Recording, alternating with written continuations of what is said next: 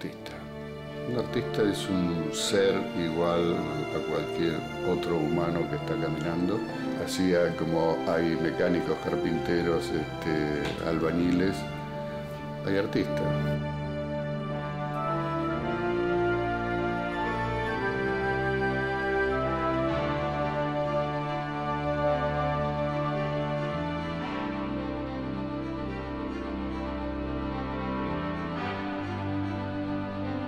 Vamos, a ver. Ponlo acá, Laura. Este es a propósito del bicentenario.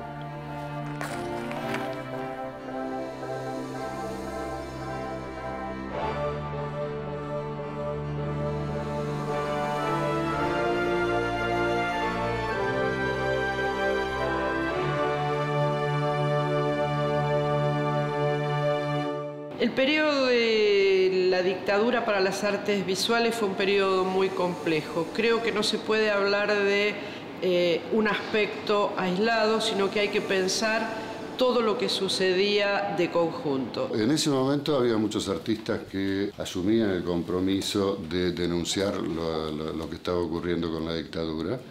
Y había otros artistas que seguían la vida como si nada hubiese ocurrido. Los artistas, así como el conjunto de los ciudadanos de este país, creo que hicieron en el periodo de la dictadura lo que pudieron. El señor de la esquina, el que vendía diarios, el que trabajaba en un almacén, sobrevivía como podía. Era un gobierno que no habían elegido, era una situación de represión generalizada y cada uno actuó desde su lugar como pudo y como lo permitieron las circunstancias históricas. En los artistas hubo casos notables, por un lado en cuanto a la producción de obra.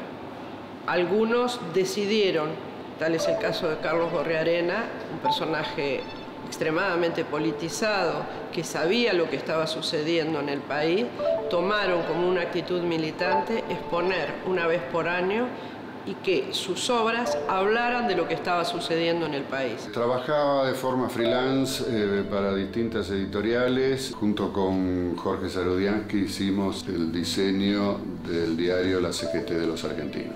Tanto Jorge como yo conocíamos a Rodolfo Walsh, a Horacio Berbisky, que eran los que llevaban este proyecto adelante. Rápidamente al tiempo sale el proyecto para realizar el diario Noticias. Sube Cámpora y después de eso comienza 74, 75, comienza Noticias, ¿no?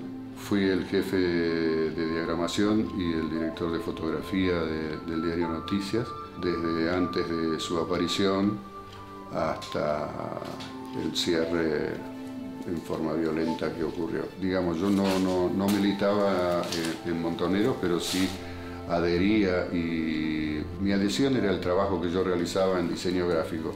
Y si algo yo me había propuesto y que habíamos hablado largamente con Paco Urondo, con Hellman, con Berbisky y demás, era justamente incorporar el diseño a los diarios. Hay un viejo lema que dice que una imagen vale más que 1000 palabras.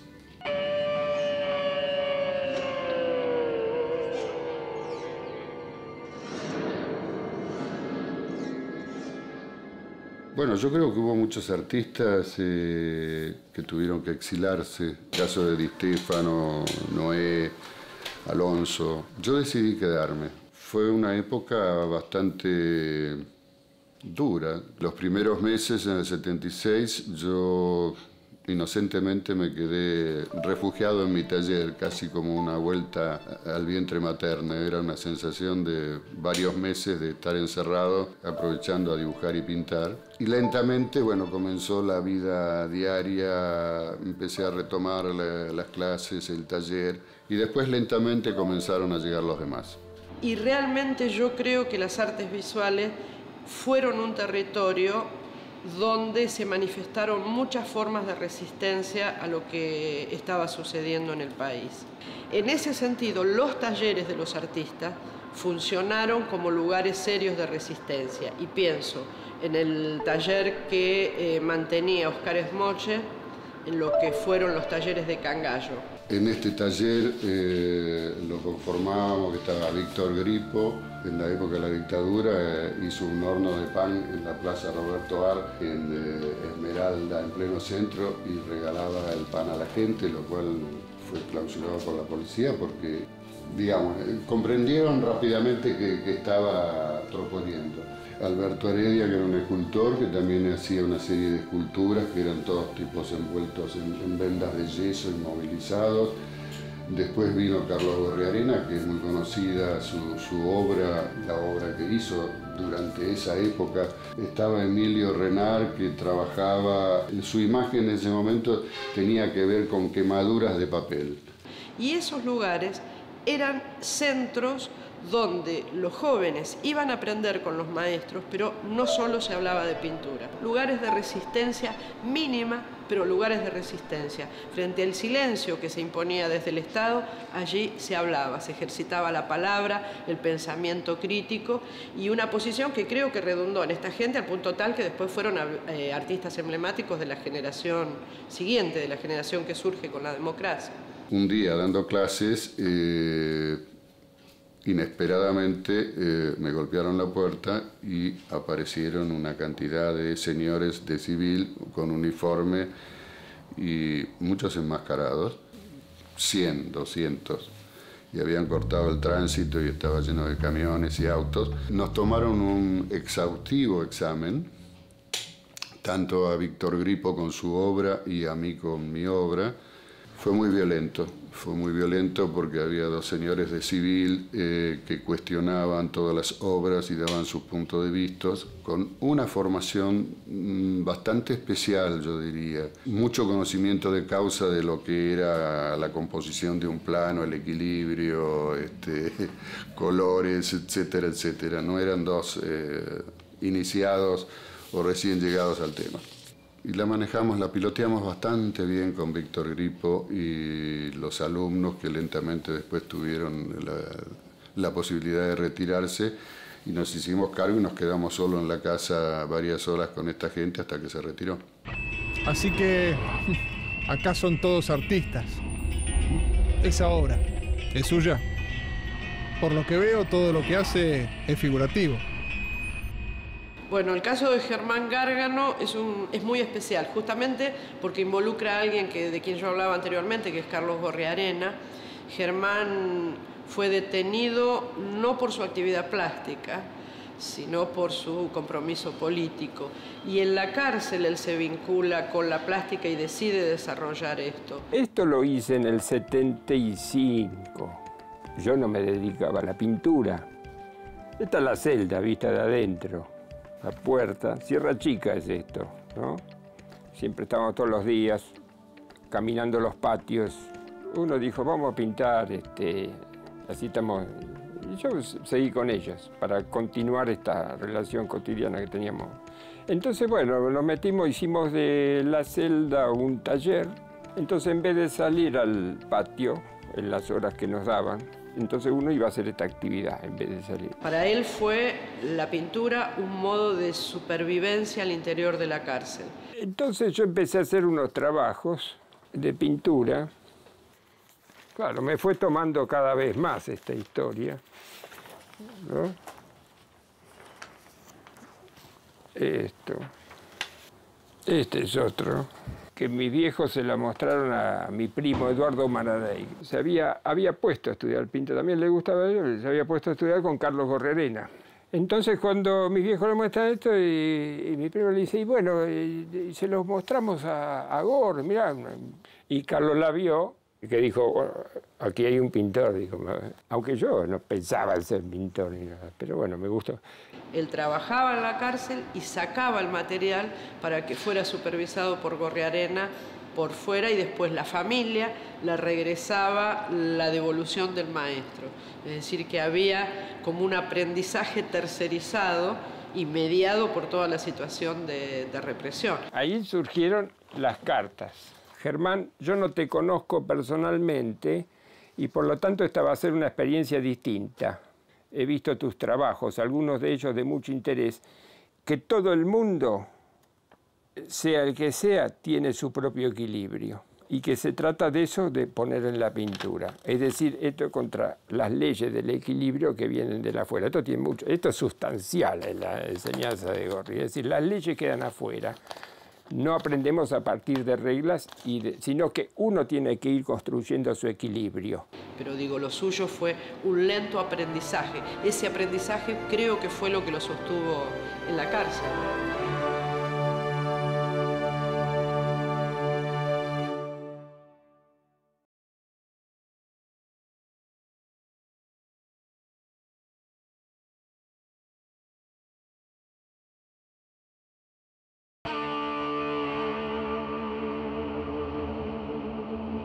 Uno con todo esto se alimenta, ¿no? Y todo el futuro. Pero de pronto se te viene el presente puro, porque nunca se está en el fondo del pozo, ¿no? Siempre hay un infierno mayor. Está la celda, está el calabozo, está la ley de fuga, el pabellón de la muerte, digamos, ¿no? En Sierra Chica, el sistema se centró en el aislamiento. Ese era el sistema ahí. Me acuerdo que vino el coronel que regenteaba esa zona de tanquista, ahí está el regimiento de Azulio Olavarría, y dijo, acá no va a haber pabellón de la muerte, pero van a estar para el carajo mientras exista la subversión. Ahora, en La Plata sí. Por ejemplo, en el caso de Dardo Cabo, que yo en Sierra Chica estaba 5 celdas míos, bueno, a él lo trasladan a La Plata, va a parar ahí, y cuando lo vuelven a trasladar para acá, le aplican la ley de fuego, lo meten en el camino. Nosotros eso no teníamos, pero era una espada que teníamos ahí. El calabozo ya era un tema, ¿no? Era también otra espada, ¿no? Recuerdo un fin de año y el guardia levanta la ventanita esta que está acá, esta, ¿ves? Que por ahí te pasan la comida, y acá está la mirilla, el ojo, levanta, usted, prepare las cosas al calabozo. Así, era la redada para fin de año, 30 el calabozo. Y eso fue un mes en el calabozo. Un mes es terrible. Yo te puedo asegurar que los 10 primeros días en esta cárcel que era del año 1880, que tiene los postigos, todavía lo sigue teniendo.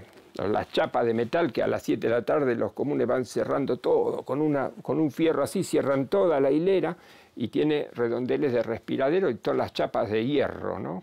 Son esos cambios así donde te están dando acá, viste, 10 días, hacerla creo que era. Después, claro, el intercambio, te acostumbras, estás en el pabellón, compartís con los demás, che, salís al río, y de pronto, brum, bajás ahí abajo. Es como que te vuelve a situar en el estómago de la hiena. Bueno, finalmente cuando Germán sale es un artista exitoso y reconocido como es hoy en día. Bueno, yo salí y de entrada ahí al mes fui a conocerlo a Carlos, al taller, obviamente, a un día que justamente estaban dando clases y entré a trabajar ya en directo en el taller, ¿no? Fue un encuentro, un tipazo, realmente. Yo estuve hasta el 83 con él. Después, bueno, siempre siguió una relación hasta que murió en el 2006. Vuelvo a decir, mi idea no era pintar. Yo a los 18 entré en la Facultad de Medicina, Derecho. Y de pronto sí se me apareció un bichito que dijo, ¿y por qué no esto, no? Y nada, me volqué a la pintura. De ahí, bueno, entré a pintar, mandaba a los concursos y a los salones. En ese momento no había tantos espacios para mostrar como ahora. Saqué ahí el Premio Municipal de Pintura en el 86. Yo parto o de imágenes que se me arman a mí, de la imaginación puramente, escenas de películas, de las que tomo como punto de partida. Mi pintura creo que anda por algo épico, lírico también, de pronto trágico, más lírico.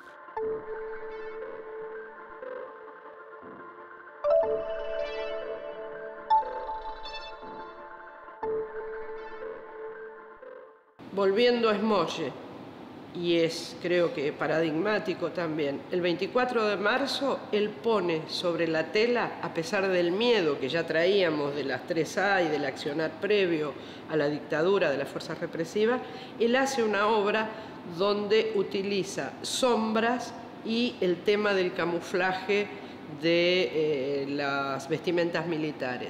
En el caso de él se habla, se dice, quien quiere ver, ve lo que está poniendo en la obra.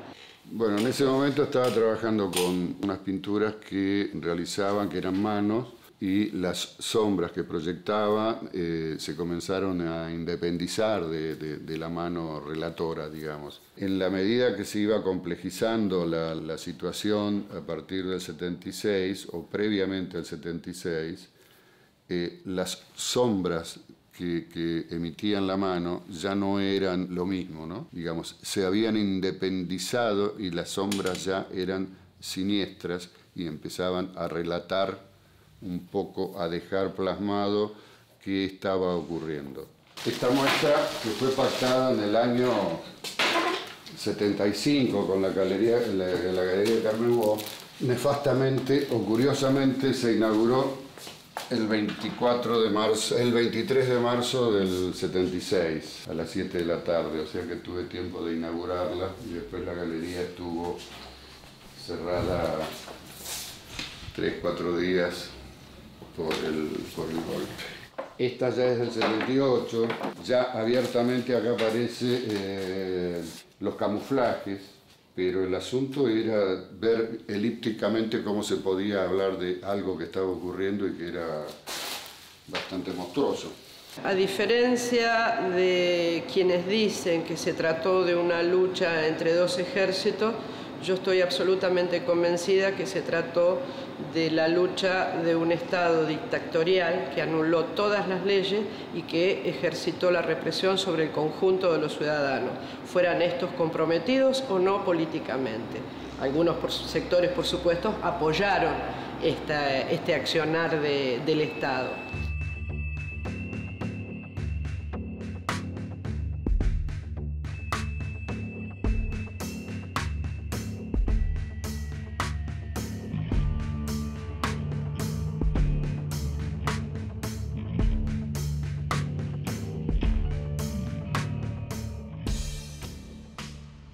En ese sentido, los artistas, igual que el resto de la sociedad, padecieron el temor que era que abrir la boca te llevaba o a la cárcel, en el mejor de los casos, la cárcel, o lo más habitual, sobre todo durante el periodo 76-78, que fue el periodo más cruento de la represión, a la tortura, a la desaparición y a la posterior muerte.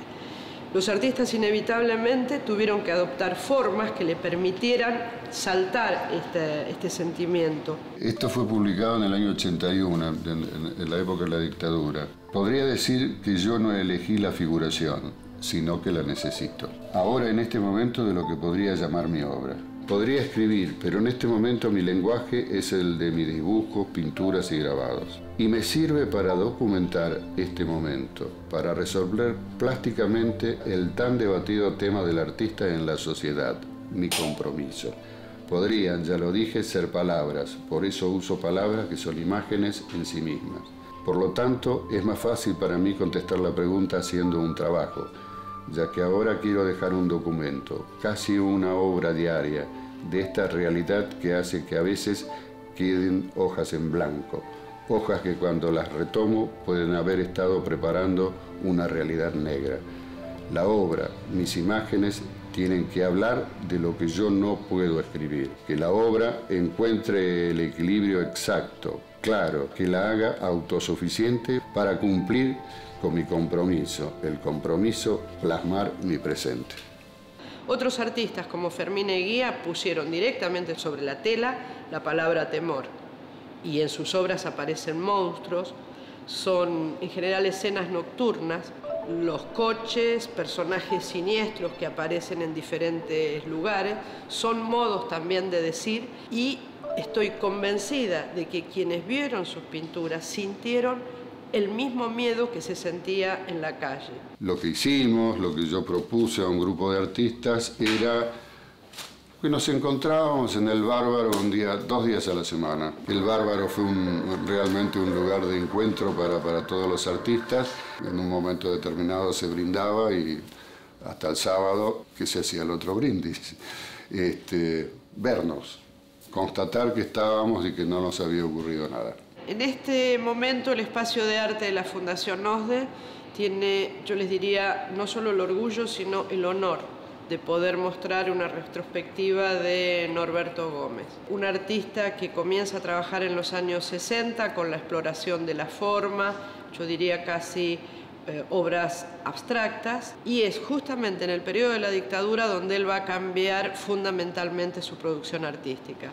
Él dice que está harto de un medio que habla por alusión y decide que su obra hable nuevamente de todo esto que estaba sucediendo en el país. Y es ahí donde él presenta una de sus muestras más dolorosas, como es la serie conocida habitualmente como la serie de los chinchulines. Es decir, Norberto está trabajando con lo más descarnado de lo que está pasando en ese periodo. La sangre, los chinchulines, la carne exhibida, todo lo que es doloroso y sanguinario, ¿no? Es la represión misma, que un Estado destroce a sus ciudadanos.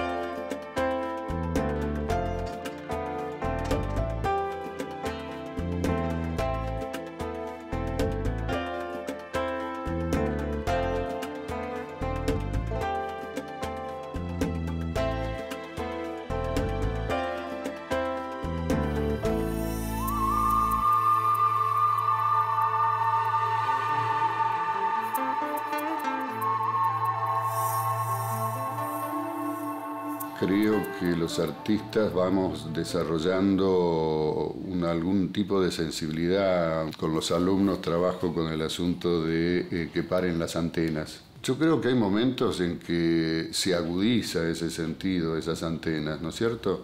Más que una imposición, es una necesidad del artista en expresar, en volcar en su temática para dejar reflejado qué está ocurriendo en ese momento. En mi caso, en ciertos momentos la historia me llevó a reflejar en mi obra, dejar casi como un compromiso ético, diría, ¿no? Conmigo mismo. Reflejar en la obra y dejar un testimonio.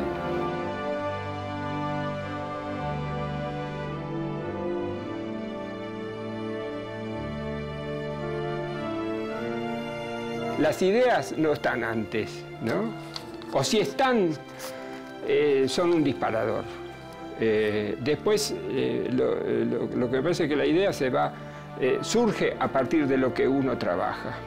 No sé, quizás inocentemente, al no estar encuadrado, yo consideraba que no estaba involucrado en todo lo que estaba pasando o lo que había pasado, con lo cual estaba absolutamente involucrado y todos mis amigos, los acabo de nombrar, Rodolfo Walsh, Paco, que era mi gran amigo, Juan Gelman, se tuvieron que ir obviamente. Yo quizás en forma muy inconsciente me quedé, tuve suerte.